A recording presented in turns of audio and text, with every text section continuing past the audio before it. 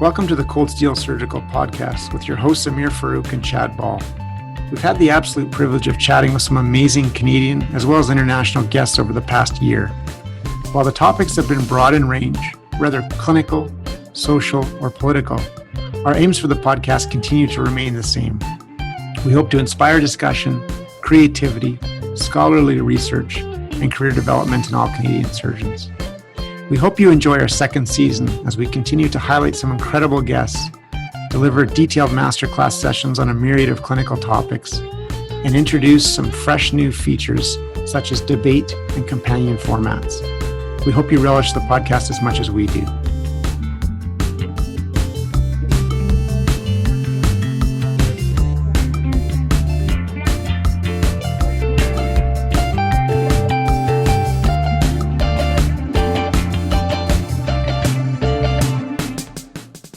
We'd like to welcome you to a very special edition of Cold Steel. Today we have the absolute privilege of discussing a number of topics with Dr. Lawrence Gillman.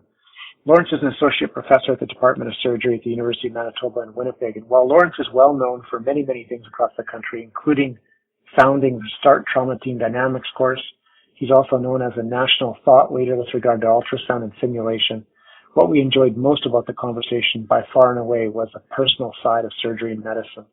More specifically, we touch on raising kids, we chat about family loss, and about coping with both of those things, both in the pre-COVID-19 context as well as since. Dr. Gillman, you're the founder of the STARTT course, which is the Standardized Trauma and Resuscitation and Team Training course, which is a very popular course and has been very critical to trauma training, particularly in Canada. Can you talk to us a little bit about how this came about? Sure. Certainly wasn't our intention to start a course. It was from kind of humble beginnings. Sandy Widder and I both trained in Calgary. Both of us were kind of exposed to simulation as part of the critical care training program and the ACEs course, and kind of realized at the time nothing really existed in surgery, at least in our centers.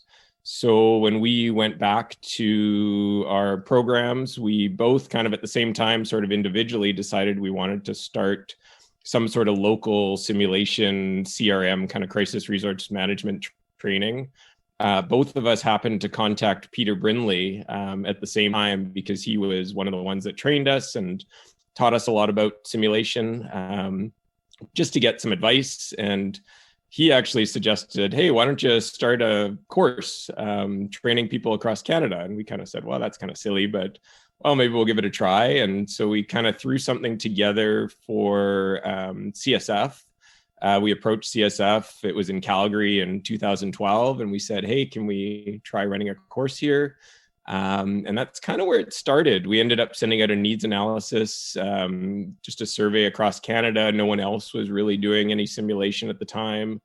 And there was a huge interest in doing it. And it sort of just grew from there. And we never really had any direction or purpose. We kind of just let it take us where it would go. And we sort of just followed the pathway, and it's led us on some great experiences, and it's kind of grown on its own. And it's been a really neat way to get to know people across Canada and starting to be around the world. And it's just been a great experience, and it's just kind of grown and blossomed on its own. So for those of us who don't know what STARTT is or haven't participated in STARTT, can you just briefly talk about what STARTT entails and exactly what the simulations are like? For sure. So it's changed a lot over the years. We've learned a lot about simulation. We've learned a lot about teaching multidisciplinary groups. So our intention initially when we started the course was just to teach our residents. That was how we started it. But very quickly, we realized teaching residents to work in teams in isolation doesn't really make sense. And really, unless you teach the whole team, you don't really accomplish anything. So very quickly, we opened it up to nurses and respiratory therapists as well. What made it a little bit unique from other courses is that a lot of courses use nurses. Even the ACEs course uses nurses. ACEs is the critical care sort of equivalent. But the nurses are there as sort of confederates. They're there to supplement the learning of the physicians, but they're not necessarily participants in the course. What we changed is we made everyone full participants. So everyone comes in to the simulations blind. No one knows. They work as teams. They work together as a group. And the idea is that everyone trains together. So it's changed, like I said, a lot over the years. The current model is everyone gets mailed out an electronic version of the textbook. They're asked to do some pre-reading before the course. They come in, it's a one-day course. The morning starts with some very basic didactic stuff, just an hour sort of review on CRM principles, hoping a lot of people have done the reading and know a lot of it already. Talks a little bit about trauma team design and how you might structure your trauma teams. And then we get into some basic low fidelity teamwork, team-based simulations where we do what's called a paper chain activity, where people work together on a very simple project, but it teaches some very important teamwork principles. From there, we move into our simulations. Basically, they rotate through 4 high fidelity simulations in the day. So high fidelity meaning sort of real lifelike trauma simulations. They're very hard. They're designed to make people not fail, but they're designed to bring out problems in the team communication. The focus is not on the medicine. There's obviously a lot of medicine and a lot of discussion around sort of resuscitation principles, but the focus is more on interactions between the team members, how they work together, their leadership principles, their problem-solving principles, and trying to give them a toolbox of tools that they can use later in other resuscitations, basically. There are stumbling blocks that are built in, again, sort of in the simulations to help bring out those principles and to help the teams learn together. They're told they're going to make mistakes. They're expected to make mistakes. And that's the beauty of simulation, is you make mistakes in the simulated environment, no one gets hurt, and you learn from those mistakes. So they spend about 15 to 20 minutes in the simulation, and then we spend about an hour debriefing and talking about it. And the debriefing is really the nuts and bolts of simulation. It's really the time to discuss everything, talk about feelings and emotions and how everyone felt during the simulation. We have trained debriefers that spend the day with each team. So we call them team leaders or team navigators. And they just spend the day with their team. The team consists usually of 4 physicians, 3 nurses, and 1 or 2 respiratory therapists. They work together for the day. They learn from each other. And the debriefer leads them through the day, basically, and leads them through those simulations. Coupled with that, we have some skills stations as well. They spend some time doing some phone-based simulations, simulating distance resuscitation, like telementoring, basically. Similar to if you were taking calls from up north or from a rural station. And then they do some skills as well, ultrasound skills like IV access and crikes. And we tried to do things that were relevant to all the groups, basically. And within each simulation, we tried to bring out objectives for each of the groups. So that's been the main type of course that we've run. We've also run an alternate course where we include pre-hospital personnel as well. We kind of call it STARTT Plus. We've only run it a few times in Winnipeg, but in that course, we actually bring in pre-hospital personnel as well. We've had aeromedical personnel as well as paramedics. And we do some pre-hospital work as well, part of the scenarios, and some handover between pre-hospital and hospital teams. And then we actually do a mass casualty at the end as well. So that's been the second version of the course that we've run. That's been great. It takes obviously a lot more work, a lot more setup. It's a lot harder to do sort of flying into a center, but it's been a great addition as well. Sounds like an amazing course. You obviously wrote a textbook as well that goes along with the STARTT course. Well, first of all, why did you write a textbook for a course that is mostly about simulation and about team building? I'm curious about that. And the second thing is, how have you kept the course fresh and kept evolving things as things go forward? Because I think one of the hard things about a course like this is you kind of have to make the scenarios new and fresh, because otherwise word gets out among the participants and perhaps you lose some of the fidelity if people know what the scenarios are going into the course. For sure. So the textbook's funny. Like I said, everything has just sort of followed its own path and fallen into place. Again, we didn't set out to write a textbook. Our goal was to supplement it with some sort of pre-reading material. 1 day is a really short course for this type of activity. Asking people to commit 2 days is a huge commitment. and really hard to do. And we didn't, especially physicians, not so much. Ironically, it's nurses and other allied health that don't get the funding that physicians do and don't have the monetary support for education. That's been a real learning curve, and trying to keep it costly. We can talk about after you, but learning about how other groups learn has really been neat. But we needed a way to impart the information so everyone came in sort of on an equal footing. We started by writing a very short kind of 13 chapter book that we would photocopy and send out to participants. And then from there, we kind of said, well, there's nothing like this in the literature, no textbook that really deals with CRM and trauma. Wouldn't be neat if this was published. We tried some publishers, didn't have much luck. I happened to be writing a textbook chapter for a friend, Dr. Kerry, who's overseas. And so I emailed him and said, hey, how do you get something published? And he said, well, you got to make it relevant. You got to make it appealing to publishers. And so he and I added a whole bunch of authors, a whole bunch of chapters that maybe aren't completely relevant to the text, but to the course, but are really neat and really interesting and unique on a lot of military stuff, a lot of disaster stuff. And then we approached Springer, and they were super interested in it and excited. And that sort of led to our first edition of the textbook. My favorite chapter is the most useless chapter is a chapter on trauma in space. It's fascinating. It's written by one of the NASA flight surgeons. It's amazing, completely irrelevant to everyone other than someone who would go into space, but an absolutely fascinating chapter. And so we tried to bring out chapters like that are very unique and not seen in other textbooks. We don't want to recreate other texts. We wanted this to be different.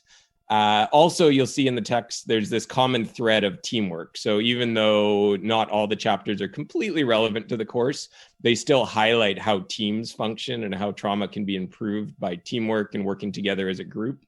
So even though the topics may overlap with other textbooks like the ATLS manual, we tried our best not to recreate it, but really highlight the relevance to the course. So that was the first edition. Springer, it's been an extremely well-selling book in their top sellers in medicine. And so they came back to us this year and asked us if we'd do another edition. So we're working on a new edition. This time we've learned a lot about sort of content and what we want to see in the textbook. And so we've added, actually, the old textbook was about 35, 40 chapters. This one's going to be over 60. We've really added a lot of very interesting chapters. It's going to be really unique and way more team-based focused. I think it'll be a great text. Some chapters have started to come in already. Chad's writing some chapters for us. And so I can't wait to see the finished product this time around. Yeah, I mean, there's no doubt, Lawrence, and I would say Sandy as well. The whole country is so proud of you guys and proud of the product, both the textbook and the course that you continue to put out year after year. It's amazing. I was curious, I certainly know behind the scenes in talking to you guys that you've had the opportunity and the interest from large surgical societies, including, if I can say it, the American College of Surgeons, about essentially consuming or taking over your course. And of course, there's pros and cons with that. And we're without doubt so happy you guys keep control of it. But I was just wondering if you could talk about some of those pros and cons of aligning a course like STARTT with a major society, and certainly your relationship with TAC has been good to date as well. It's been a learning process for sure, Chad. I've gone through actually multiple societies and groups, and we can talk about the pros and cons of each. To be honest, we are still looking for a home for it. Running a course out of literally, I say, the trunk of my car is not ideal. It has lots of problems. It also doesn't carry the weight it does when it's associated with some form of society. And that certainly has been started to be an issue when we look at going overseas. Especially, we've had a few courses that we've, before the pandemic, had set up in the Middle East. And it's always better if it carries the weight of society behind it. And just the administrative stuff. I do so much behind the scenes administrative stuff for this course that it's crazy, to the point where I'm doing budgeting, I'm paying for food and then getting reimbursed from and collecting course fees myself. Things like that is not sustainable and is not you can't grow a course that way. And STARTT has sort of reached the tipping point where it's getting too big for it to be out of the trunk of my car. So it's not that we're not looking for a home for it. The challenge has been finding the right home for it. And what makes STARTT really unique also makes it difficult to find a home. So the multidisciplinary aspect of STARTT, I sort of alluded to before, is amazing and is actually my favorite part of it. I love teaching physicians, but physicians get a lot of education. Nurses, RTs, paramedics, there's very few courses for them to do, especially like this. And I actually more enjoy teaching them because they don't get this. They aren't exposed to this kind of education as often. They don't get the support for this type of education. And frankly, they don't have the finances to go seek out this education that physicians do. And so teaching them has been a wonderful experience for me. And they are a big focus of why I still do this. However, they also make it complicated when it comes to finding a society willing to take us on. So we actually started exploring things with the Royal College because ACES is linked to the Royal College, or used to be. The Royal College was very interested. We got to the point where we were in discussions, and then they decided they weren't going to do courses as much anymore. And so that sort of fell apart. We moved on to TAC. We've had some discussion with TAC, has supported us in the background, but they don't really have the infrastructure to support the course sort of long term. CAGS has also, we've been in discussions with, but again, they weren't that keen on supporting the course in terms of administrating the course and taking on that sort of burden. It is a big deal. We worked with the Emergency Society for a few years, actually, and they were very close to taking on the course. Where we got into difficulty is they fund a lot of their society based on fees from courses, which is fair for physicians. I mean, I don't think physicians have problems paying $2,000 for this type of course. But nurses and RTs can't afford that. They don't get the funding for that. So our goal has always been to keep the price competitive. But to do that, you need a society willing to understand that. And so charging $200 or $300 for a course that probably costs more than that to put on for the nurses and RTs wasn't palatable to a lot of groups. So you're actually losing money. You're counting on the physicians to fund the other education, which most physicians don't care about, but groups don't see that value. So we were in discussion with American College actually before this happened, before the pandemic happened. So we'll see where that goes. But we are still looking for a home if you know anyone who wants to take us on. Well, it's amazing. Obviously we all know this with any continuous and longitudinal project. It takes an immense amount of behind the scenes work, as you pointed out, and passion and commitment to make these go. So again, kudos to you. It's unbelievably impressive. We'd like to switch gears a little bit here and talk to you about your interest in your, again, really a national leader in terms of surgeon-performed ultrasonography and in trauma, but also the critical care suite and general surgery as well. And recently, you published a really great manuscript in the Canadian Journal of Surgery on improving communication and telementoring. I was wondering if you could walk us through your pathway of involvement with ultrasonography from the beginning, maybe, and then lead us up to what you guys talked about in that great paper. Sure. Again, I guess like anything in careers, everything's a journey, and finding your home and finding your niche has been sort of my journey over the years. And I think I finally found sort of carving out a little bit of a niche in a combination of education and trauma. So I started, as you know, I trained with Andy Kirkpatrick. He's still a huge mentor of mine. We talk frequently and work together on projects. He's been amazing. And obviously his passion is ultrasound. So I picked up a lot of that from him. We spent a lot of time during my fellowship writing papers together on ultrasound and studies on ultrasound, and I kind of carried that over when I started my career back here in Winnipeg. There's a lot of work in ultrasound. A lot of it's on the emerge side and critical care side, as you alluded to. And keeping up with that, just techniques in ultrasound wasn't really, I started doing that. I spent some time working in optic nerve sheath ultrasound, but quickly realized that that's sort of an area that's maybe beyond me a little bit, and there's better people doing it out there. But then realized that the area of education in ultrasound and simulation in ultrasound is a newer area and an area where I could contribute some of my education stuff, and had it tied in nicely with the other simulation work I was doing in terms of picking a focus for my career. I think for new researchers, you start broad, but eventually you have to focus, and it's okay to have a few passions, but it's nice if you have one clear direction that your career can head. And mine certainly seems to have taken the path of education and simulation, which is wonderful. So we started doing more education and simulation stuff with ultrasound. So we made some models that we used for teaching optic nerve sheath. We worked a bit on simulators in ultrasound. We did some work on evaluating sort of the quality of ultrasound imaging and how you give feedback when you're teaching people ultrasound in hopes to improve credentialing in ultrasound. We've used some stuff with hand motion in ultrasound, hand motion analysis. And we're sort of one of the early groups to do that. And so that was sort of the direction we took.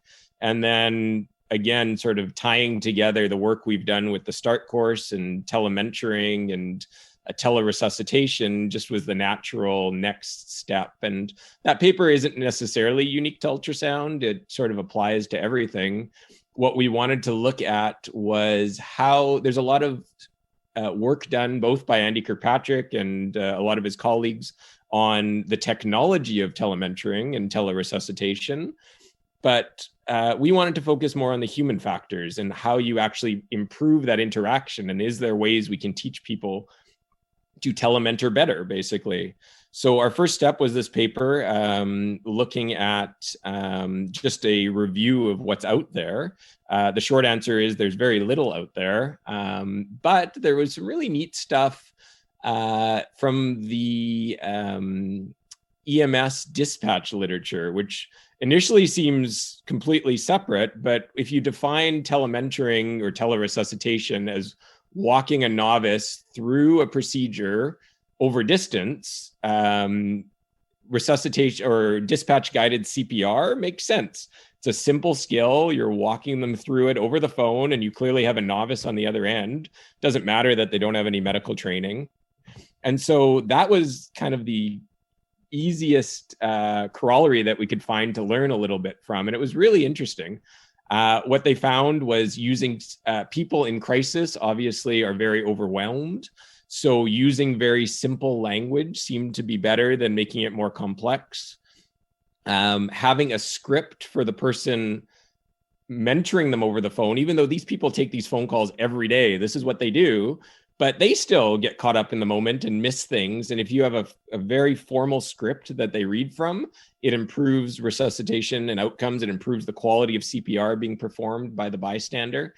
And taking a few minutes to get to know the situation of the person there. What are their limitations? What does it look like around them? Is there a car on fire beside them? Is this their loved one that they're clearly connected to, or is this a complete stranger, which may make the resuscitation easier for them? Taking the time to do those sorts of things helped with the resuscitation as well. So I think these are lessons we can learn and take into our own resuscitations when we're guiding someone over the phone through a procedure. They may not be complete novice, but if they've only done a chest tube once in their ATLS course 10 years ago, it's very similar to a bystander doing CPR. So can we develop scripts that someone could read to help guide both the mentor, the person resuscitating, helping with the resuscitation over the phone, and help the outcomes of the resuscitation? Can we take a moment and get a sense of what their surroundings are, what their tools they have available, who they have to help them, what their emerge is like? Are they in a small nursing station, or are they in a formal emergency department? Do they have a nurse with them, or is it just literally a janitor or someone who happens to be there that's untrained? So I think there's lessons we can learn from this. I think there's a lot of work to be done in the human factors of telementoring, and some work that we've started with Andy and with others looking at scripts for simple procedures. And I think this is just a starting point. And then we have to work from here. Yeah, that's so well stated, and it's such an interesting area, right? If we go back to sort of the grandfather of it all, although he would probably be mad at me for using that term, is Scott Dolchowski and the work that he initially did in Detroit, with everybody from the Red Wings to, of course, the ISS astronauts, and he's really, I think probably who is most impactful on Andy's career, who would be impactful on yours and mine for sure. But it's a fascinating area.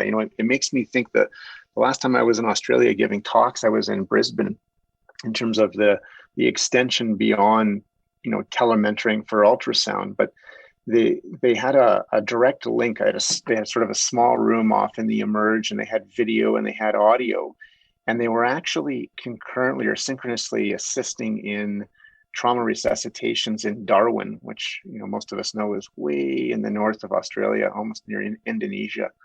And it was remarkable. Like, they had multiple camera angles, and they were walking these guys through intubation, chest tube insertion, as you point out, even ventilatory settings, like the whole deal. And I just kept looking at it and thinking, why aren't we doing this in this country to a much greater extent, given our distance and geography and timing? It's a little bit beyond me. And Andy and I have talked about that on the podcast before, and probably we both, or a lot of us, feel a little bit guilty that hasn't been achieved. But I don't know what you think the sort of hurdles and the struggles have been in getting us there. Obviously infrastructure historically has been one, but I don't know. I just feel like we're underutilizing this whole line across this country.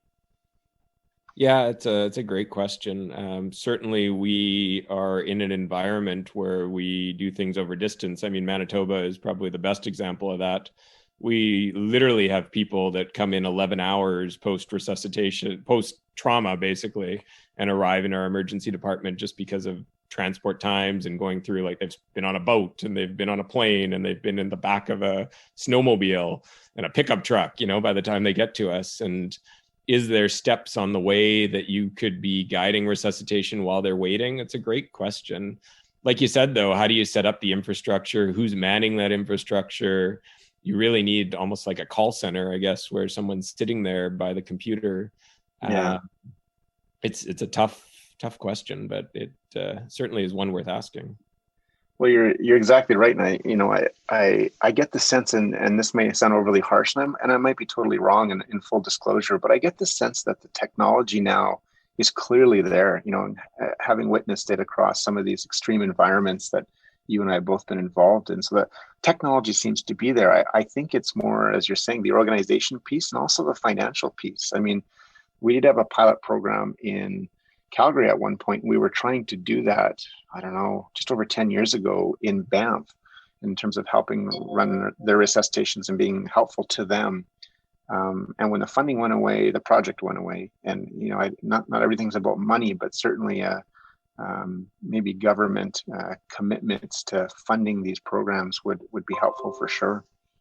Yeah, I mean, there's so much going on. That's the problem, I guess, and how you prioritize funding, especially now. I mean, with the pandemic, that's right. Yeah, was expected, right? Like everything. All bets are off now. Yeah. Yeah, exactly. But how you prioritize that? What comes first? It's a great question. I mean, we're still working on a trauma system in Manitoba, so we're way behind that. But it's a tough one. There's limited funding. Our systems are at the breaking point already. So how you prioritize those things for potentially a small number, right? Like, I think there's no question that if you live in a rural setting, you're at a disadvantage from a trauma perspective, right? There's no way you can't be, rather than being 10 minutes from a trauma center, right? But yeah, no, exactly. And we all know that the data clearly supports that. Injury for injury, you're going to have a much higher risk of complication and death across the board, no matter what mechanism you're talking about or what injury pattern. I'm just not sure that, as a society, we've had that conversation, and that, I mean, maybe, more rural folks that live in those environments know that intuitively. I would expect they would, but it's certainly not a conversation we've had. And when you look at a few countries, and again, Australia being a good example, they do it so much better than us. And it's something maybe to strive for. Yeah, are people aware of it? I don't know. There's a fascinating study, I don't know if you remember, where they asked people, how much worse outcome would you be willing to accept to have your surgery locally in your own center versus having to travel to a big center? And a lot of people were willing to accept huge morbidity just to have their surgery locally. So certainly, I think some people realize it, but they're so attached to their local community, which is completely appropriate. I mean, they're wonderful communities, that they're willing to accept that risk. But how much can you invest to level that playing field, and can you level that playing field? I don't know. Yeah, that's a great question for the future. Amir and I wanted to switch gears one more time here and talk to you about family and the intersection with a busy surgical career and raising kids. You had a challenging event in your family's lives that really changed your family unit sort of forever. And I have no doubt it's changed the way that you and your family interact from there forward forever as well. I was wondering if you could tell us what your view of the intersection, again, between family and being a great dad, and then being a high volume clinical, as well as, clearly, as we've talked about today, very, very busy academic acute care surgeon as well. Yeah, so I mean, I no secrets. I think most people, at least that know me well, know my history. So I'm certainly not against sharing it. My wife passed away of breast cancer 5 years ago tomorrow, ironically. So it's always a tough time for us around this time of year. It was a very short sort of, she was only sick for about a year. So it was very quick and very unexpected. Obviously, we were young at the time. We have a very young family. So we have 4 kids. They are currently, I have to even stop and think. Sophie's the oldest and she's 11. Michael is 10. Jack is 8 and Claire is 6. She was only 1.5 when her mom passed away. It's nothing that anyone ever expects in their life. It was obviously a huge blow to our family. I think the only reason I kept going was because of the kids. Kids are unbelievable and amazingly resilient. And despite being very affected by this, they're also very normal kids and have a normal life. And it's amazing what they can grow through and what they've become because of this, maybe in spite of this. I don't know what the right term is. It's obviously taught me a lot about priorities and about balance in life. I will not begin to pretend that I understand balance and that I have any balance. So I can tell you what I've learned, but I certainly am not I'm not the best example. We still struggle all the time. I think it's taught me about prioritizing things.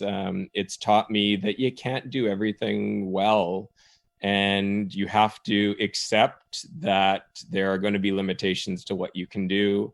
I certainly made some changes to my career after this happened. I contemplated giving up either surgery or critical care, actually, just to kind of streamline life. And certainly my life would be simpler had I done that. I wasn't ready to do that. I was still really early in my career, only about 5 years in, and wasn't really ready to make that sort of decision. And I'm glad I didn't in retrospect. I've carried on with both. But keeping both of those is even challenging because they're very unique careers and very separate skill sets. And there's not a lot of overlap. So you have to do enough of each to keep relevant and to keep confident. Really, surgery is a bit of a head game, and if you're not confident, even if you have good skills, that can certainly impact you. So balancing that and family life has been really challenging. We have a great nanny. She doesn't live with us though, so when I come home, I go from one job to another, and I take over from her, and she goes home. And so even though I'm tired and exhausted after a long call night, I'm still up with the kids all day. And so, like I said, I don't really have balance. That's become our life, and we all sort of work around it. But finding some way to achieve that balance is what I would recommend to people. Sometimes you have to give things up. I gave up endoscopy, which I used to really enjoy, but something needed to give. So that was something that was sort of a package that could easily be passed on to someone else, which was okay. But it's really hard. And we still struggle every day trying to figure things out and how life works. On the personal side, one of the realizations where you realize you can't do everything, I really struggled. Kerry was an amazing mom. That was her life passion. That was her goal. I mean, she was a nurse by training, but her whole goal in life was to have a family and to raise a family and to have a big family. And she did it so well. And she ran such an amazing household. And after she was gone, I really felt like I couldn't live up to that standard. And I really tried for a while. I tried for probably a good year to maintain a lot of the things, how she would do it, and try and do things her way, and realized very quickly that wasn't sustainable because she was doing that full time. I couldn't do that and work at the same time, but I had these expectations for myself that I wasn't living up to. And I was feeling like a really terrible parent. And then sort of a light bulb went off kind of, I don't know, maybe a year or two in, where I realized, you know what? I'm a really good dad. I'm a really crummy mom, and that's okay. Like, I can't be both. And you know what? Just because like I said, I can't meet all the standards, I got to let some go. And you got to find the priorities in life and focus on those. And you can't do everything. And so once that clicked, I felt a little bit better. I felt, you know what, I'm going to focus on being a really good dad, not to, that's being gender roles. And obviously I'm more mom than dad most days. But that helped me cope. That realization really helped a lot. Well, I think you're probably too hard on yourself, at least from the outside. I mean, there's no doubt the reason your kids are well-adjusted, beautiful, amazing kids is because of you. In addition to just kids being resilient, and you're always quite honestly a beacon for a lot of us across the country when we struggle with personal issues outside of medicine and our jobs in the hospital that cause us to struggle. I was wondering what you think about, colleagues or folks that you work with who maybe do have some large life event, whether it's an illness or a death in the family or a child, getting into some sort of really challenging scenario. How do you think is best recognizing individual variability for us as colleagues to be supportive of that person, particularly within and maybe Winnipeg's different for sure, but within a sort of a surgical culture box that tends to be, as we've talked about really in the podcast already, head down, straight ahead, work hard, keep to yourself, go. That's a tough question, man. I wish I knew the answer. I'm not sure I'm good at that role, even having been through what I've been through, supporting others. Because I don't know that there is a right answer. Like you said, I think everyone's different in what they need. I think being there, open, asking sort of what people need is important. I would say it's a double-edged sword. So in some ways, I need support of my colleagues, and my colleagues are very helpful with, always, certainly at the time, I was off for almost a year, really, picking up my clinical load and helping with that, being understanding when it comes to scheduling and things like that, especially around holiday time when really leaving the kids without anyone else is really hard on them. So in that way, being there and being supportive is important. But on the flip side, you also don't want to be treated differently either. You kind of just want to be, we're all in the mindset, we just want to do our work, right? And we just want to put our head down, like you said, and do our work. And you don't necessarily want to be treated differently. So everyone is a little different. And probably people go through both those feelings. I certainly do.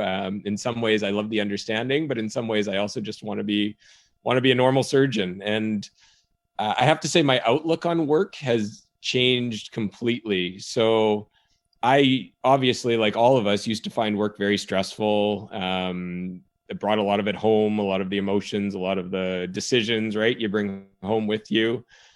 After this, it's completely switched, and I go to work to get stress relief. And it's amazing. Like, we have one of the most stressful jobs, yet I feel so low stress at work because it's so normal, and it's life as usual, right? I come home and I get reminders of what life is and the challenges, and kids are, as you know, difficult and drive you crazy, and work is just predictable. And I know what work is about. I don't know home life as much, and I'm not as comfortable with it. And so now I go to work I always say I feel better at work, and I feel more relieved, and I find work easier than I do at home most of the time. So it's amazing how that mindset changes as well.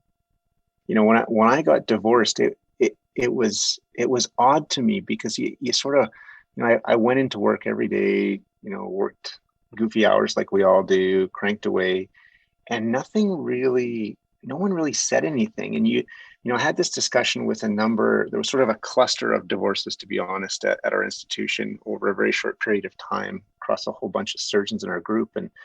And a lot of us talked about it years after, and we kept expecting sort of someone to come over, you almost do, and tap you on the shoulder and say, hey, you probably shouldn't work right now. Or, it's just interesting how, again, the clash between the traditional dogmatic surgeon and surgical culture sometimes doesn't reconcile super well with what an individual is going through. And, and I really like what you said, that of course everybody's different, but maybe the most important thing is to address it and just sort of be there for whatever that person and whatever their situation might be.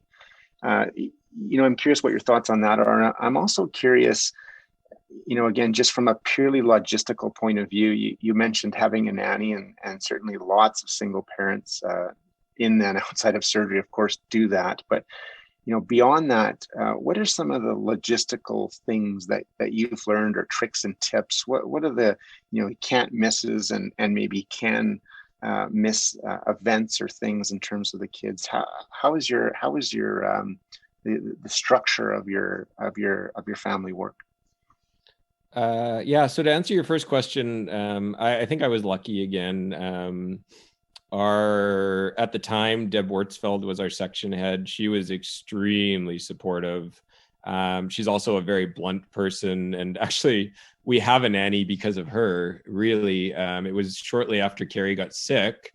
We had always been the family that, like I said, Kerry loved being the homemaker, and we always just did everything ourselves. Which is partly why I guess I've been able to cope so well, as I certainly was always an active participant in the family. I was up in the middle of the night feeding children and changing diapers. And so I always was involved in it, certainly to a lesser extent. But Deb, I remember I was talking about coming back to work. This was after Kerry's surgery and when things were going well for a while. And she basically told me, you're not coming back to work till you get a nanny. And that was it. She's very blunt. She was like, nope, you're not coming back till you have a nanny. And within a week we had a nanny. And so having someone like that certainly made things easier, because she had no problem telling me what I needed to do. And having been through some stuff herself as well probably helped. But also in my situation, it is different. I think I do get a lot of sympathy, obviously, than other people do in other situations, and everyone's situation is different. It is hard, but I still think trying to be open and asking where you can help is probably the only way. But I'm not good at it either, so I don't know. I don't know the right answer. In terms of family life, really, we've just kind of flustered through and trying to figure it out as we go. like I said, we don't have a live-in nanny. Certainly it would be easier if we did in a lot of respects. Call is really difficult. I actually have people sleep over when I'm on call just in case I have to go in, which is really challenging. But we, just for us as a family, we never sort of envisioned having someone else live in the house. And so that's the route we've taken. And it has its advantages, but it has its challenges as well, for sure. Other tips I've learned, we have something called a Cozy app. Cozy is an app where you put in everyone's schedule, everyone gets a little dot, and you can share it amongst family members and amongst the nanny and everyone at Ivy. And so it tracks everyone's schedule. It has everything in there. So all the activities but activities are probably the worst. Like, kids are everywhere at every moment. I rely heavily on friends and teammates on hockey teams and dance friends. It's amazing what people do to help me. Like, it really is a village to support this family. And without them, I wouldn't be able to do this. There's no question. People pick up the kids. People grab the kids when I'm just not there, or one of us doesn't make it in time. People will take the kids for lunch after a hockey game just to help us out. And so it's amazing what the community has done to help us.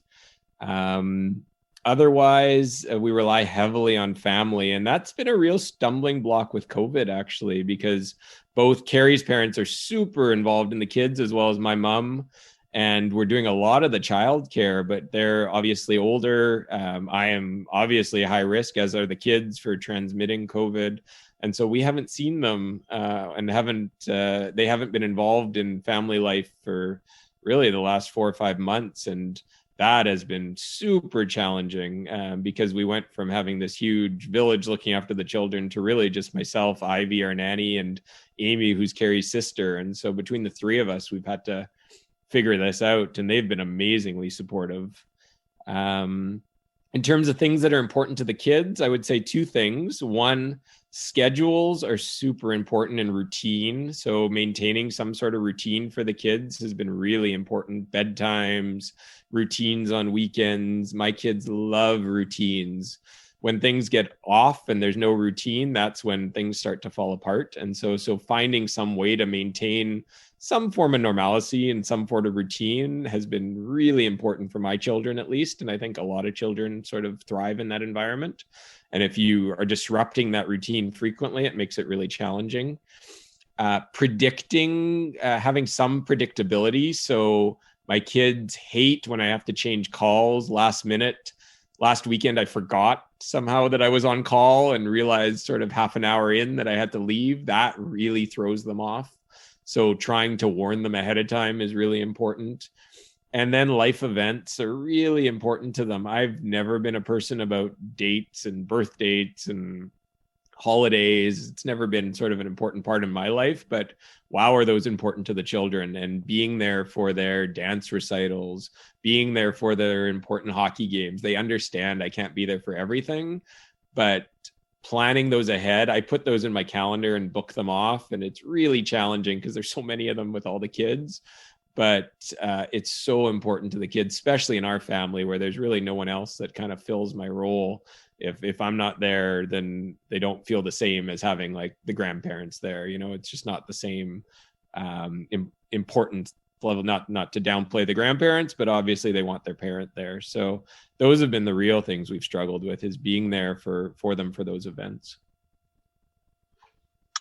Yeah, I mean, the impact of COVID on, I think, everyone has been obviously such a struggle in really every facet of life. And as a single parent, there's no question that the impact is almost beyond a measurable entity. But I would say that your kids, I would predict, years down the road, are going to look back at this year, and like I hope mine do, and maybe think of some of the fond things or unique things that might have happened in this 1 to 2 year window that maybe will become good memories as well, despite all the struggles. At least that's my optimistic hope. We'll see. No doubt. You know what? You're not wrong. Like, it's been a real family building and yeah. sort of building that core family for sure. Because our evenings were a disaster. Like you'd have like my kids don't do a lot. They do 2 do dance and 2 do hockey, but you take 2 in competitive dance and 2 in pretty competitive hockey. That's a lot of nights and days that they're off and things. And we would run, like we'd never have dinners at home. They'd be eating in the arena or eating at dance. Now every evening we're together. It's boring. Yeah, we're trying to kill each other on most days, but we're also spending time together. We're playing board games, we're doing puzzles, we're going sledding. So I agree. Like it's been a struggle and it's been a challenge, and they need those activities and they miss them, but it's also been really good for the family element and sort of building that family core that it's probably lacking in a lot of people's lives, just because of the way our careers are and the way our kids are and the way sort of activities work and life works nowadays in this society. Yeah, it's so true. I mean, a lot of this has made me reflect. I think all of us has made us reflect on so many things. And I realized that driving my kids, in between all those events, as you say, in an evening and eating, dinner in the vehicle and everyone cheering each other on is something I completely miss in the COVID era. And I never found it overly stressful. I just found it so enjoyable, and I do miss that element. I think the kids even now, at my kids' age, which are similar to yours, look back and they really have a new and profound respect and fondness for that car activity to activity world. But I agree. This is a different time as well. One of the things that we try to ask most of our guests at the end of the show is, if you were to go back and give yourself advice as a trainee, having kind of lived the life that you've lived and had the career that you've had so far and having experienced the things that you've experienced, if you had to go back and give yourself advice as a trainee, what would that advice be? Yeah, that's a great question. I always wonder if I would even take this career, knowing sort of what it brings with it and the challenges. I love what I do, but I also see the impact on my family, and I see the impact on the kids, and saw the impact on Kerry when she was with us. And you wonder if maybe you'd even choose this career necessarily. The challenge is, I think most of us don't know what else we would do. We love what we do, but we also hate the impact that it has on those around us. So that would be the first thing I would think about, and think about alternate careers, to be honest, in some respects. But I think I would probably still end up where I am. I'm not sure I would push my kids to this career though. And I'm certainly pushing them, letting them take their path, but pushing them away from medicine as best I can.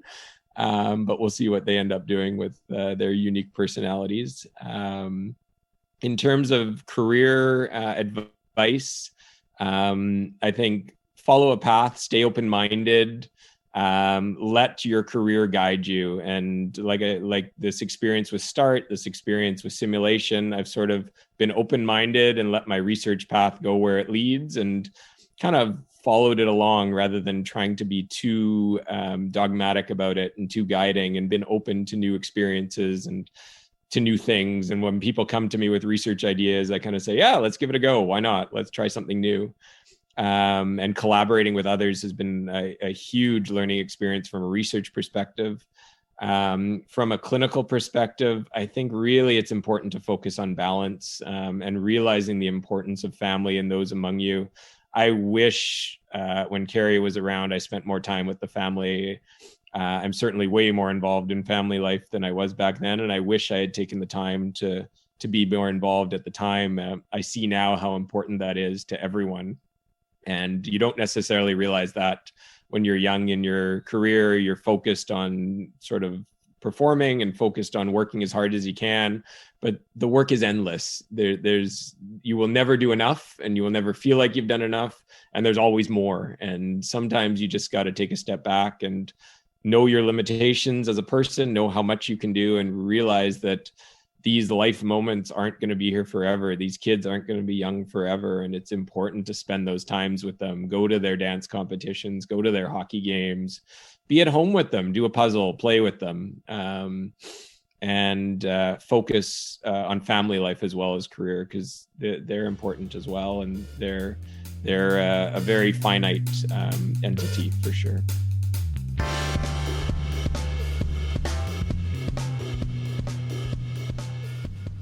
You've been listening to Cold Steel, the official podcast of the Canadian Journal of Surgery. If you've liked what you've been listening to, please leave us a review on iTunes.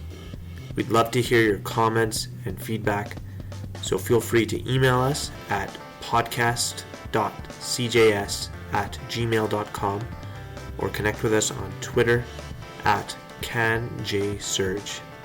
Thanks again.